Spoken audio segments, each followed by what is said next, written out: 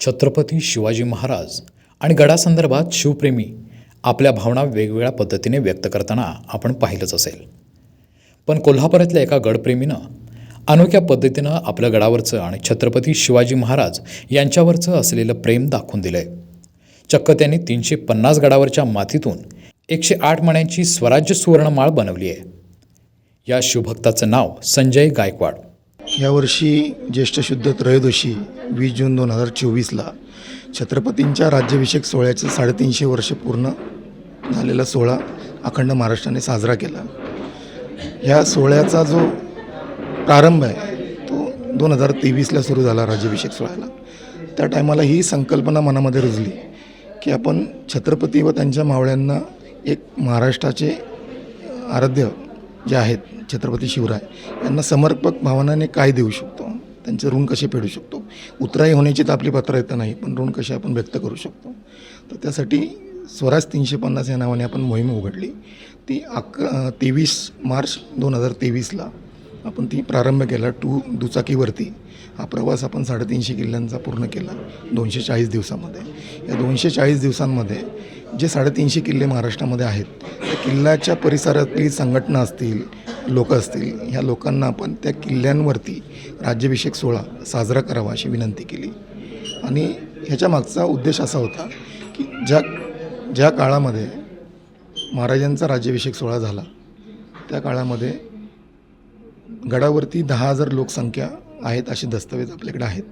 तर महाराजांचे जे इतर मावळे आणि सरदार आहेत त्यांना वाटलं नसेल का आपण त्या महाराजांच्या कार्यक्रमाला उपस्थित राहून तो सोहळा पाहावा, तर नक्कीच वाटलं असेल. पण महाराजांच्या एकंदर आयुष्याचा जर आपण अभ्यास केला तर महाराजांनी उत्सवावरती भर दिलेला नाही आहे. स्वराज्याचं रक्षण करणं, साम्राज्य वाढवणं याच्यावरच त्यांनी लक्ष आपलं केंद्रित केलेलं आहे. तर तशा सूचना त्याही काळामध्ये सरदारांना मावळ्यांना होता. त्यामुळं मावळ्यांनी तो उत्सव आपापल्या गडांवरती साजरा केला. आता त्या मावळ्यांना इच्छा झाली असेल का नसेल की आपणही महाराजांना याची ध्येय याची डोळा तो उत्सव होताना पाहावा.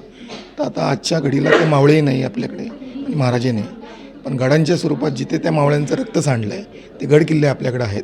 तर त्या गडकिल्ल्यांवर ज्या मातीमध्ये रक्त सांडलं आहे त्या मातीचे कण आपण गोळा करूयात, त्याची माळ तयार करून महाराजांच्या हृदयापर्यंत पोचवा, या भावनेतून आपण ही मोहीम उघडली आणि ती आपण 240 दिवसामध्ये पूर्ण केली. आणि राज्याभिषेक सोहळ्याला ती समाधीस्थळावर माळ आपण अर्पण केली महाराजांना.